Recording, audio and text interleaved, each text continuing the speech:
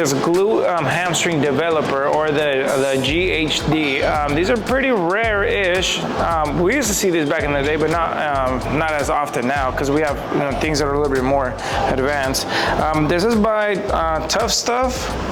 I've never heard of that brand. This is actually the only machine I've used from Tuff Stuff. But this is what we have here at this gym. So you have two options. You can adjust the length of this. So if you're taller, you want to go more back. If you're a little bit shorter, you want to close in the gap so you're not feeling like you're going to fall off that thing. You want to have some sort of a knee bend here so you can feel pretty good. So I'm gonna go like right about there. Make sure it's all nice and locked. There we go. And then the other option is this right here. So this, you can pull it outwards, and what it does, it moves this whole thing up and down. So sometimes you're gonna want this thing to be a little bit lower so it can bring your legs on an angle. Because if your legs are too straight like that, you tend to like tip over or fall over. So you want this to be not too crazy high. If you're a little bit taller, you can probably get away with it, depending on what you're doing, right? So I'm gonna bring this about right there. I'm gonna hop on this machine. You see that there's this little square one and the circular one. The square one is where you put your knees just to kind of hop on. To adjust yourself, you're gonna put your feet right in between these two things right in here. So your heel goes jammed onto that one right there. You do the same thing on the other side.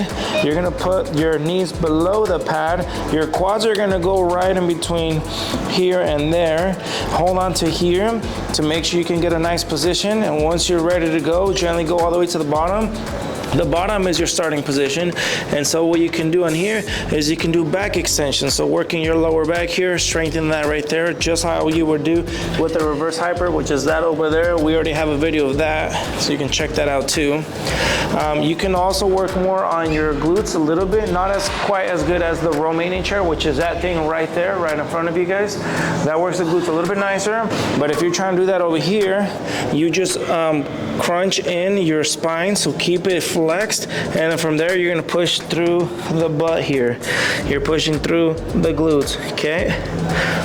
Now let me show you guys another version of this. The other version of this is for abs or crunches. Now we tend to not put this too much on the programs because it's kind of awkward for a lot of people. So what you want to do is you want to bring this back just a little bit, maybe somewhere right there. You're gonna have a seat. You're gonna be facing the opposite way.